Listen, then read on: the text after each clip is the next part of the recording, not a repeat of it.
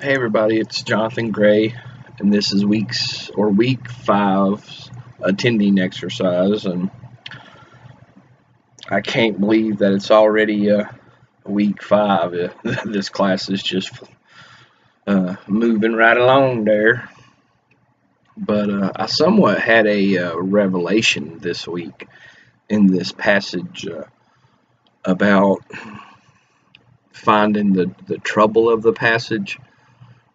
Obviously, the trouble of the passage is the storm and the approaching storm, but I think the the other trouble of the passage that I wanted to talk about was the lack of faith that the disciples had in Jesus, and I think that's the real story here. Uh, I know there's the story of storms, and storms are to be expected, but I'm starting to see another story, and that's the lives of the disciples and their faith in Jesus. Their world before the storm, they had witnessed Jesus perform a couple miracles, but I don't believe that they were directly involved in those miracles. Not that they maybe did not participate in some way, but it didn't affect them. It's one thing to see something happen to somebody, but it's a completely different thing when that something happens to you.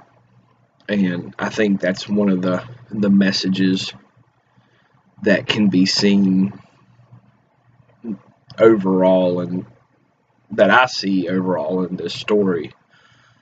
In their world, in the beginning, before the storm, I kind of see them as being a little skeptic of Jesus, not trusting him completely. I know that they were following him, and they did say yes, and were believing in God, but I don't believe that they believed that Jesus was the Son of God.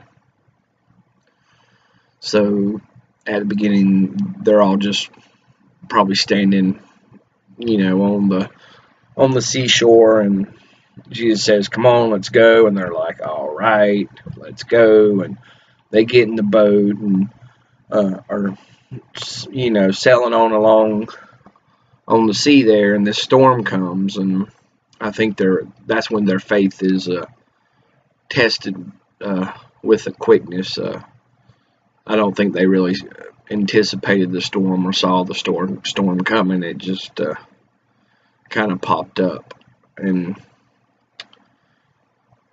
they cried out to Jesus, "Master, Master." So I think that shows that they were acknowledging him as their leader, but not the leader that he truly was.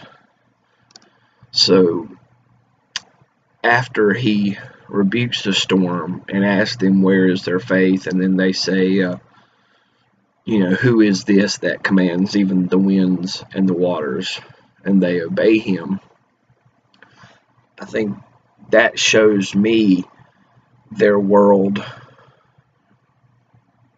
I guess, during and after the storm. After the waters calmed, I believe they looked at Jesus with a completely different set of eyes. They had just experienced a near-death situation that was life-changing.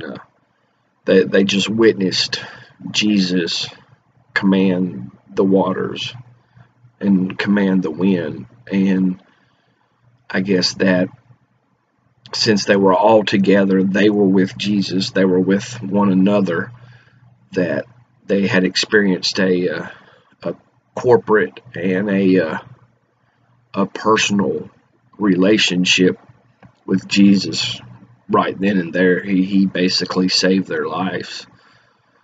So I think trusting him after after that had happened, once they got to the other side of the lake, was a completely different world to them. They probably saw Jesus once that happened, they saw Jesus as the Son of God. They realized what he was capable of. So that's I guess that's my presentation.